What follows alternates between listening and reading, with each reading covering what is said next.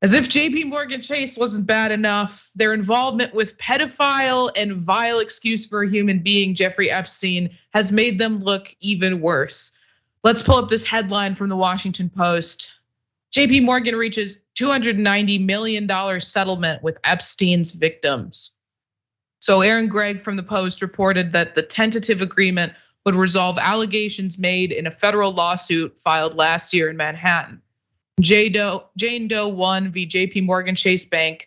Victims accused the banking giant of enabling the sex trafficking operation by allowing for massive withdrawals of cash over a 15-year period, including after Epstein's sex crimes were widely known. A different case brought by the US Virgin Islands remains unresolved. I'm gonna pause right here. I've got more information. I just wanna say there is no ambiguity as to whether or not JPMorgan Chase was aware of Jeffrey Epstein's actions. It is beyond a shadow of a doubt. They knew what was going on, not just after he had been prosecuted the first time.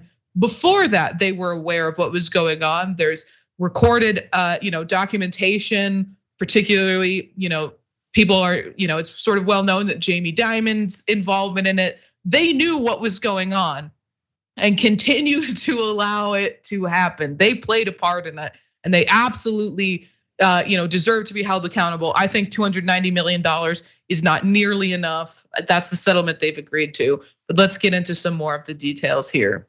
The settlement comes after several of JPMorgan's highest-ranking bankers were deposed, including Chief Executive Jamie Dimon and Wealth Management CEO Mary Erdoes. Jess Staley, a former JPMorgan executive who the bank said had advocated internally on Epstein's behalf, also faced questioning. So there's someone who worked for the bank on the inside advocating for Jeffrey Epstein, advocating on his behalf. I mean, Jackson, this is disgusting. This is appalling. And I genuinely think the $290 million is not nearly enough for the pain and the suffering that these women went through.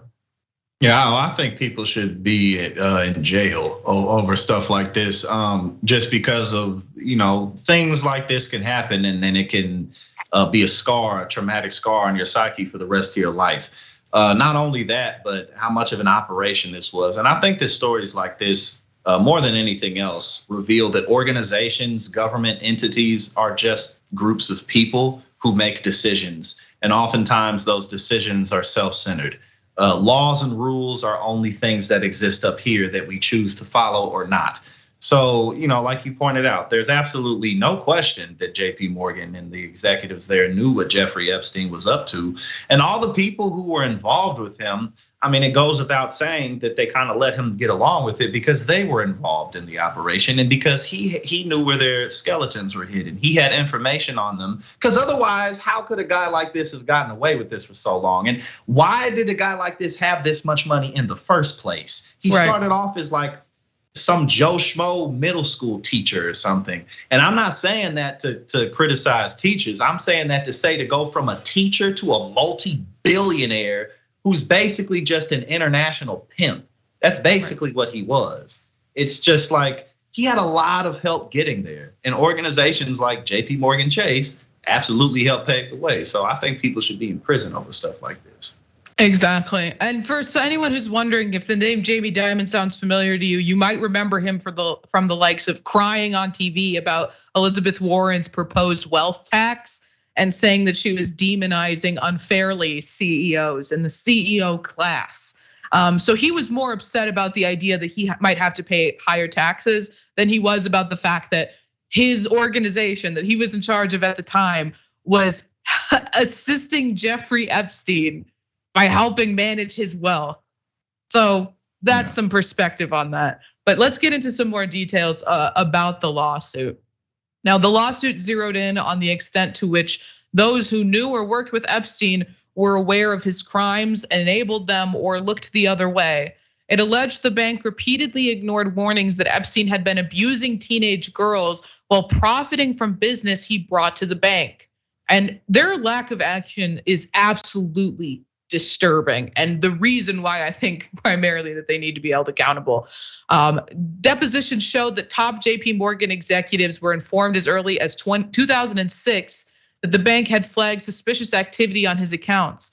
But it wasn't until 2013, years after Epstein's status as a sex offender was widely publicized and discussed internally at the bank, that Erdos fired him as a client. Years they let this happen. Years they enabled, and that's why they need to be held accountable. It's not some innocent, well, we had no idea, which in its own right, they should have known. They have a responsibility to know, but they can't even feign ignorance. They were well aware what was being done, where this money was coming from, what Jeffrey Epstein represented, his criminal behaviors, the fact that he was a pedophile, sex trafficking children.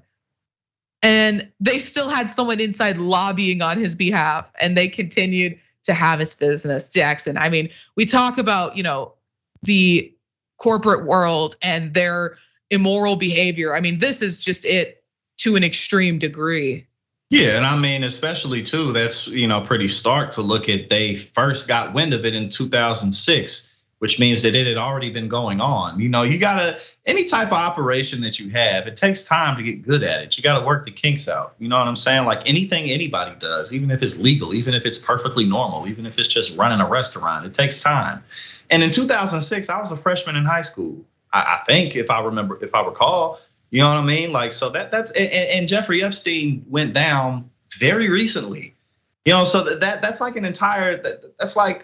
that's a very long time. I mean, you know what I'm saying? That's like 15 years of them from the time that they first got wind of it. And there's nothing else to say other than these people were in on it. That's it. Right, and that's only when we know from recorded documents that they were aware. They might have been aware long before then. They likely were. Somebody was. Right, exactly. So we'll keep an eye out on that. Hopefully there'll be more justice down the road for these victims, particularly as it comes to JPMorgan Chase's involvement